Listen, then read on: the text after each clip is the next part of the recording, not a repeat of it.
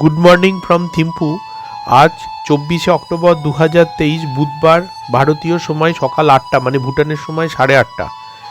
আমরা ফ্রেশ হয়ে রুমের ব্যালকনিতে দাঁড়াতেই এই দুজনের সাথে দেখা। বিস্কুট দিতেই দেখা যাচ্ছে ওরা কত শৃঙ্খলাবদ্ধ, কেউ কারোর খাবার কাড়াকাড়ি করছে না। গতকাল রাতে টেম্পারেচার ছিল 8 ডিগ্রি সেন্টিগ্রেড, তাই এখনও অবধি খুবই ঠান্ডা রয়েছে। এবারে আমরা যাব ব্রেকফাস্ট টেবিলে। আমরা ডাইনিং এসে গেছি রেস্টুরেন্টে। আজকে কি কি মেনু আছে বলে দিয়েছে। পুরি সবজি, upma, bread toast, cornflakes, fruit, juice, boiled egg, tea or coffee, এগুলো সব লেখা রয়েছে একটা টেবিলে।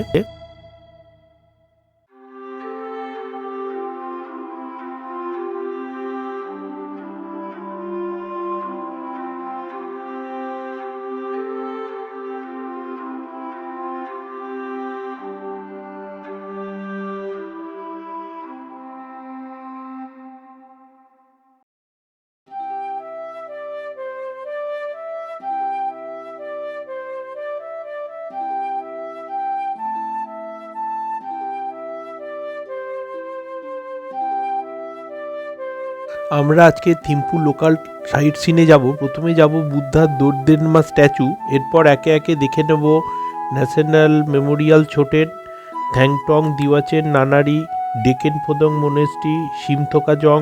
তারপর হোটেলে ফিরে এসে দুপুরে লাঞ্চ করব। তারপর দেখে নেব থিম্পু শহরের প্রাণকেন্দ্র ক্লক টাওয়ার, এবং কিছু যদি ওখানে কেনাকাটা করি সেখানেই পাওয়া যাবে, এবং পরে সিএসআই মার্কেট। এরকমই একটা আমাদের প্রোগ্রাম ঠিক আছে। কিছুক্ষণের মধ্যেই আমরা সবাই পাশে উঠে পড়ব। আজকে সারাদিনই লোকাল সাইট সিন দেখব। আগামীকাল যাব দোচুলা পাস, পুনাখা জং আর সাসপেনশন ব্রিজ। ওগুলো একটুখানি দূর আছে। এগুলোই হচ্ছে থিম্পুর মেন সাইট সিন। এগুলো সব চারদিকের বাড়িটা, ঘরগুলো। ওয়েদার খুব সুন্দর, ঝকঝকে আকাশ, নীল আকাশ, পলিউশন নেই কোথাও। तो अभी हम लोग जा रहा है बुद्धा स्टेचू। बुद्धा, उसको बुद्धा पॉइंट भी बोलते हैं। तो बुद्धा पॉइंट का बाद हम लोग जाएंगे मेमोरियल स्टूपा। वो हम लोग का थर्ड किंग का राजा जो ध्यान हो गया, उसका बाद में उसका माँ ने बनाया और मेमोरियल के लिए बनाया सर, इसलिए मेमोरियल स्टूपा बोलता है। वो सिर्फ आउटसाइड से देख लूंगा हम लोग। फिर अंदर जाएंगे तो फिर एंट्री भी लगता है। सो उसका बाद में एक मोनास्ट्री है, दिचिन फोदांग मोनास्ट्री बोलता है। तो राजा का किंग का पैलेस प्लस पार्लियामेंट्री हाउस वो व्यू पॉइंट से होगा। सो उसका बाद सिम्तो का जोंग, एक जोंग है लास्ट। ऑल दिस जोंग इन भूटान बोलता है। वो बहुत पुराना जोंग है, वो सिम्तो का जोंग बोलता है। हाँ, 3 किलोमीटर। हाँ, सिम्तो का आसपास ही है वो सिम्तो का जोंग। तो हम लोग को सिम्तो का जोंग तो आफ्टर लंच करेंगे। तो आफ्टर लंच हम लोग फ्री टाइम बाजार में फ्री टाइम दे दूंगा मैं, 1 आवर जैसा। तो आप लोग सिटी घुमा सकते हैं खुद। हाँ, ले जाएंगे सिटी। सिटी घूमेंगे। अच्छा है ना। अभी नहीं तो आएंगे। सिर्फ हम लोग फ्री टाइम दे देंगे। हेलीकॉप्टर जाओ अंदर। রাস্তায় যেতে যেতে আরেকবার হারিয়ে যাই হিমালয়ের প্যারাডাইস থিম্পুতে।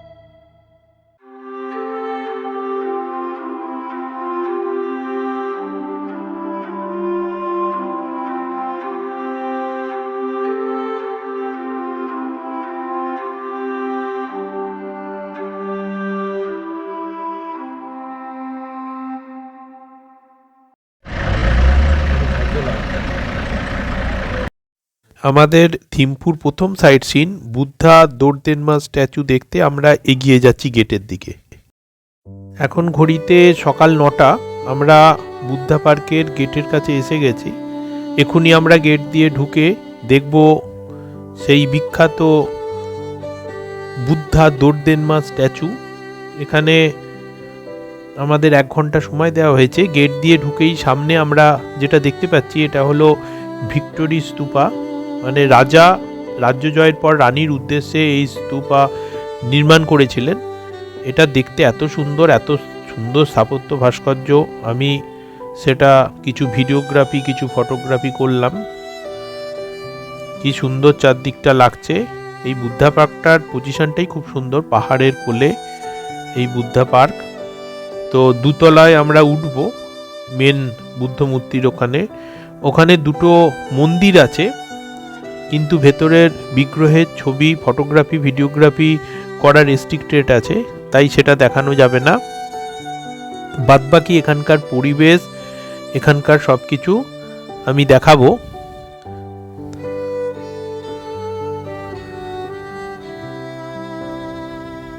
আমরা এখন এগিয়ে যাচ্ছি। এই যে মূর্তি রয়েছে বুদ্ধা মূর্তি, বুদ্ধা দোরদেনমা স্ট্যাচু, এটা 52 মিটারের বৌদ্ধ মূর্তি, মানে 177 ফুট উঁচু এটা মূর্তিটা।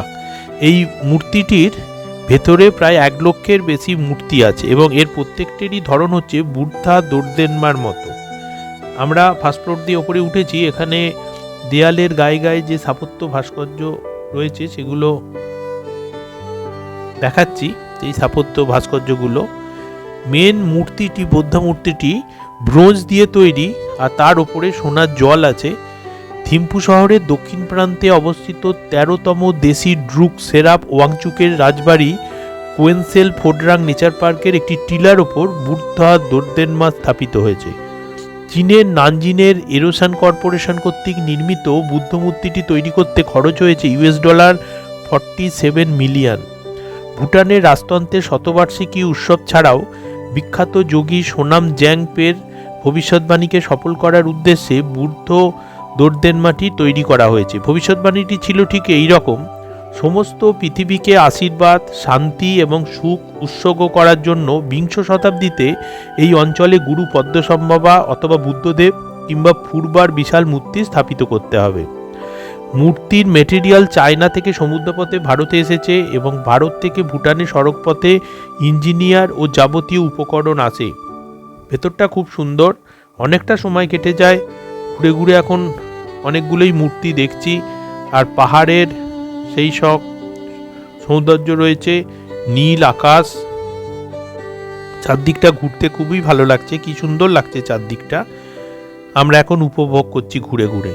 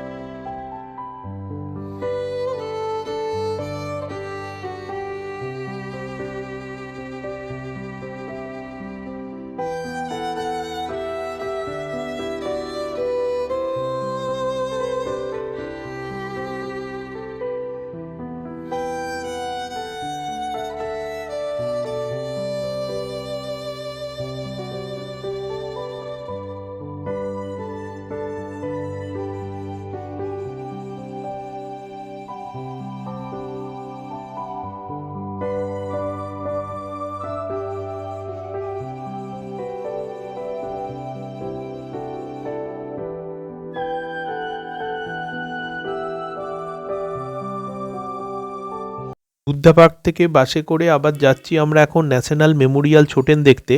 থিম্পুর ভারতীয় মিলিটারি হাসপাতালের কাছে থিম্পুর দক্ষিণ মধ্য অংশের দোয়েবুমলানে এই চোতেনটি অবস্থিত, তাই এটাকে থিম্পু চোথেনও বলা হয়। এই চোতেনটি 1974 সালে রানী আসি ফুনসো চোদন ওয়াংচুক তার পুত্র ভুটানের স্বর্গীয় তৃতীয় রাজা জিগমে দর্জি ওয়াংচুকের স্মৃতি রক্ষার্থে তৈরি করেছিলেন। আমরা এখন সেখানে এসে গেছি।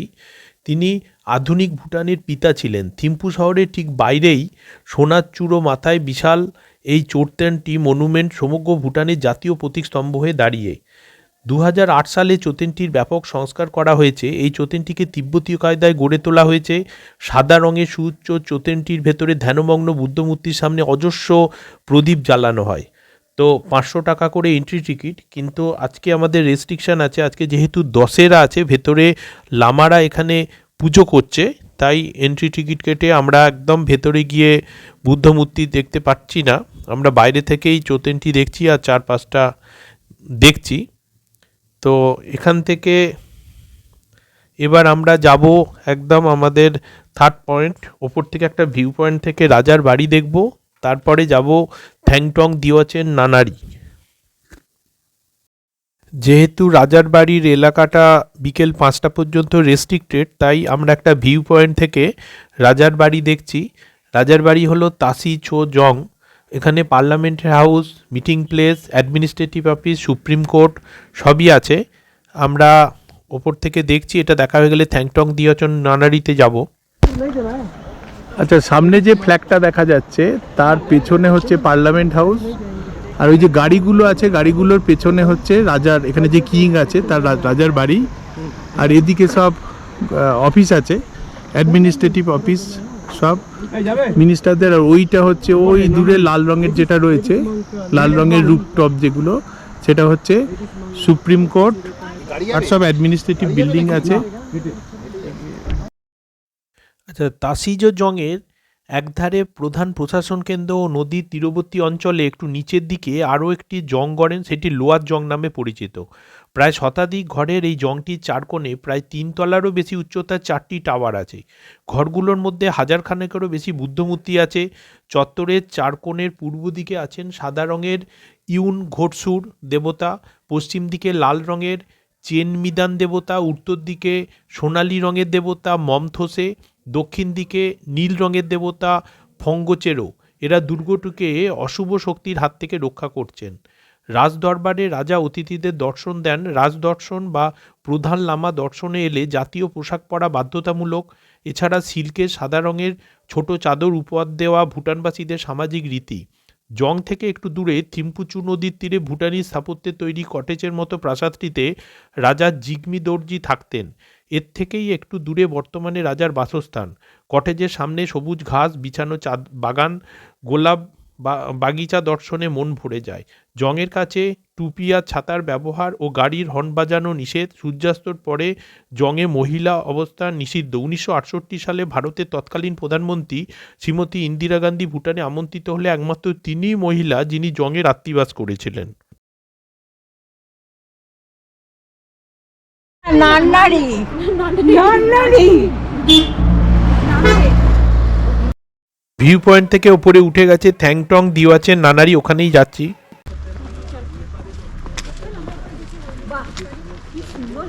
ভালো, পরিবেশটা ভালো।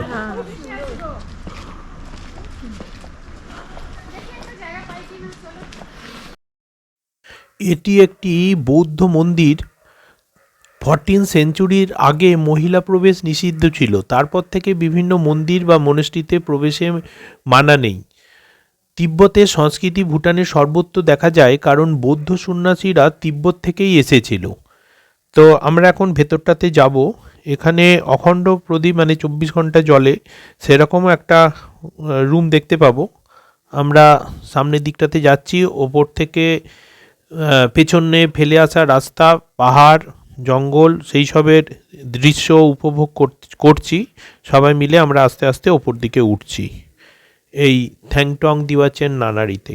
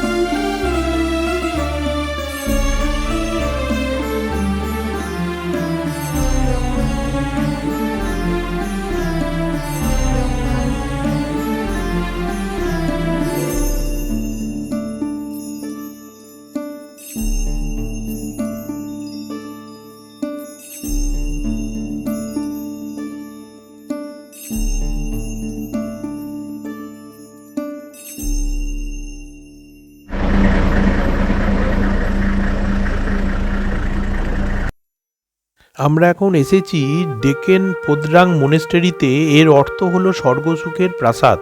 এই বৌদ্ধ মঠটির অবস্থান হলো থিম্পুর উত্তর দিকে। গার্ডেন লামের একবারে শেষে এই অঞ্চলটি প্রকৃতপক্ষে মূল তাসিচো জংয়ের এলাকা ছিল। 1971 সালে এটিকে সন্ন্যাসী পাঠভবনে পরিবর্তিত করা হয়। এই মনেস্টারিতে বহু সংখ্যক ভুটানের ঐতিহাসিক হস্তশিল্পজাত দ্রব্য সামগ্রী, এমনকি দ্বাদশ শতাব্দীর চিত্রাঙ্কনও আছে, যেগুলো ইউনেস্কো দেখাশোনা করে। দোতলায় নামগিয়েলের বিশেষ একটি মূর্তি আছে ও নিচের তলায় ঠাকুর ঘরটিতে কেন্দ্রীয় শাক্যমুনি বুদ্ধের মূর্তি আছে। খুব সুন্দর বাগান আছে। এখান থেকে চারপাশের ভিউটাও খুব সুন্দর।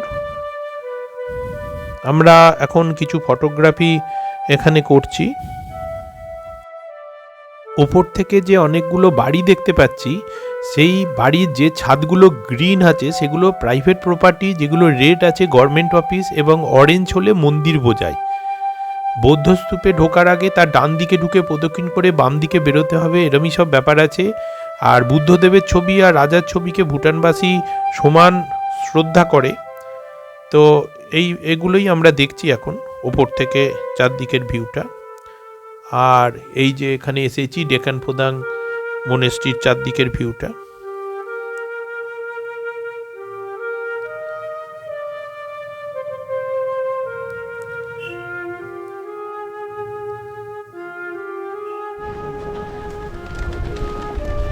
আমাকেই তেড়ে যেতে হবে।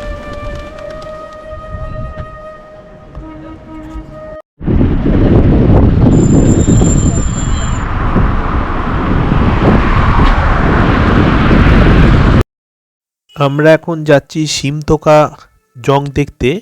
এই জংটি প্রধান অঞ্চল থেকে দক্ষিণে 5 কিলোমিটার দূরে অবস্থিত। আমরা রাস্তা দেখতে দেখতে এখনই এসে পৌঁছে যাব, খুব কাছেই আছি।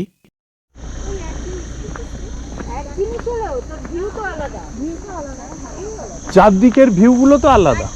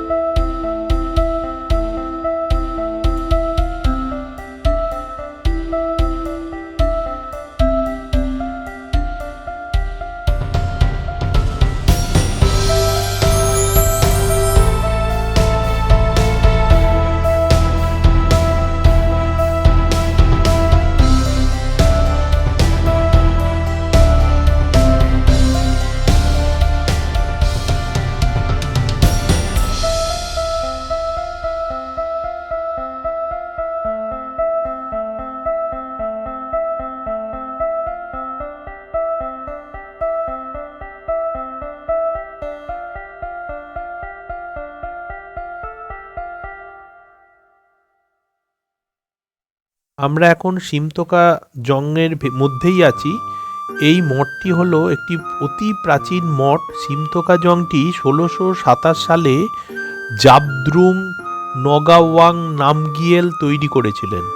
জংটি 1700 শতাব্দীতে বহুবার আক্রান্ত হয়েছিল, কিন্তু খুব কম সময়ের মধ্যেই দ্রুত জংটিকে আবার পুনরুদ্ধার করা হয়েছিল। এই জংটি ছোট আকারের, কথিত আছে বহু বাধা বিপত্তির মধ্য দিয়ে এই জংটি তৈরি হয়েছিল। তিব্বতের গিয়ালগিয়াত সেল ইনস্টিটিউটের অনুকরণে তৈরি এই জংটি বাকিদের থেকে আলাদা। জংয়ের ভেতরে দেবদেবীর মূর্তি বেশ আকর্ষণীয়। মূল প্রার্থনা সভার বাইরে স্লেট আকারের অষ্টভারতীয় ঋষির ছবি আছে, আর অন্দরে আছেন 8 জন বোধিসত্ত্ব ও স্বয়ং বুদ্ধদেব। আমরা এখন চারপাশটা ঘুরে ঘুরে দেখছি, প্রদক্ষিণ করছি। কাজগুলোও খুব সুন্দর। এখানে সব কিছুতেই জল দেওয়া হয়, জল অফার করা হয় ঠাকুরকে। আমরা যেমন প্রসাদ দিই, তেমনি জলটাকে শুভ জিনিস বলে ধরা হয়। চারদিকটা আমরা এখন ঘুরে ঘুরে দেখছি, খুব সুন্দরই লাগছে। এরপর আমরা হোটেলে ফিরে গিয়ে লাঞ্চ করব 2:30টার সময়। তারপর আবার আমরা গাড়ি করে বেরোবো দুটো মার্কেটে। লাস্টে যাব সিএসআই মার্কেট, আর প্রথমে যাব ক্লক টাওয়ার। ক্লক টাওয়ার হচ্ছে ভুটানের থিম্পুর একদম প্রাণকেন্দ্র, হার্ট অফ দ্য সিটি, যেখানটা ঘিরে সমস্ত মার্কেট, অফিস সব কিছু আছে। খুব সুন্দর এলাকা, বেশ খানিকটা সময় কাটাবো বিকেলের দিকে।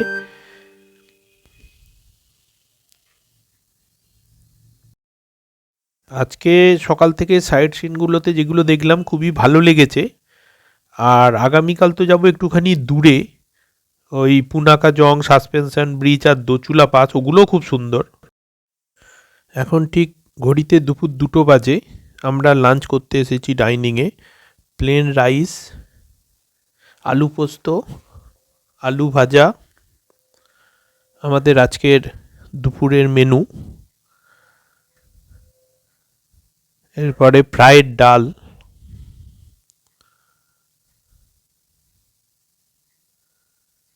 চাটনি, স্যালাড, পাঁপড়, রুই মাছের কালিয়া, এই সব আইটেম ছিল। এখনই আমরা আবার একটু রেস্ট নিয়ে বেরিয়ে যাব। এটা হলো ভুটানের হাট, ক্লক টাওয়ার। আমরা এইখানে নেমেছি, এখান থেকেই আবার চড়বো। দোকানে আমরা এদিক ওদিক যাব, আর এগুলোতে বসে গল্প করে। এদিকে সব দোকান আছে, এদিকগুলো যাব। এইখানে সময় কাটায় অনেক জায়গা।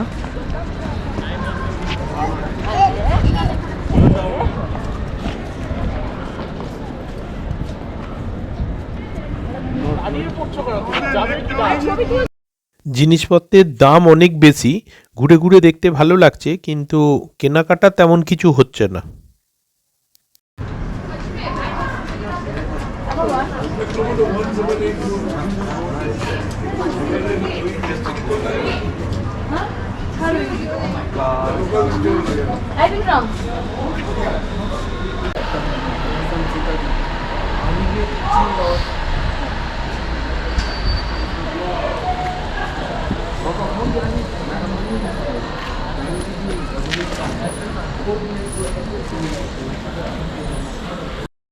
আমরা এখানে একসঙ্গেই সব এসেছি, কিন্তু সবাই এদিক ওদিক বিভিন্ন দোকানে আলাদা আলাদা করে ঢুকেছে। সব আবার একসঙ্গে মিশে আবার সিএসআই মার্কেট যাব, পরের মার্কেট।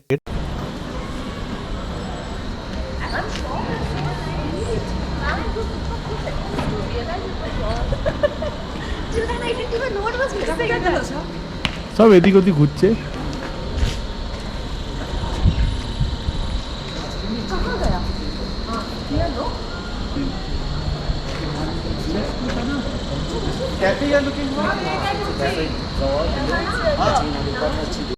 এবার এলাম সিএসআই মার্কেট, একটা শপিং মলের মতো। আমাদের ওখানে যেমন শপিং মল আছে, দেখি কি আছে।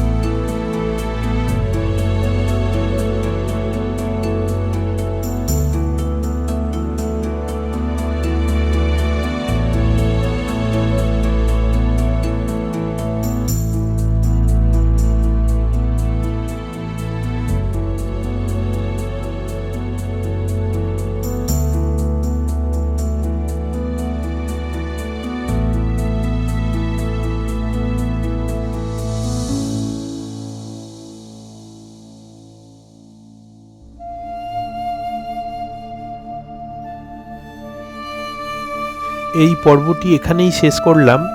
ভালো থাকুন, সুস্থ থাকুন, দেখতে থাকুন পরবর্তী পর্ব।